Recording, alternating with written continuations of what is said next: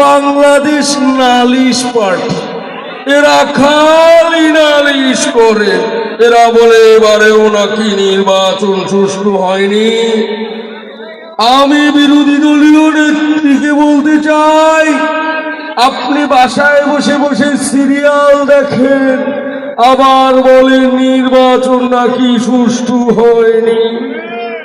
এরকম অপবাদের পরেও বিএনপি যদি আওয়ামী লীগের কাছে ক্ষমা না চায়, তাদের সঙ্গে কোনো প্রকার সংলাপ নয়। আপনাদের রাখার জন্য এটা বলতেছি, আরো কিছু আছে।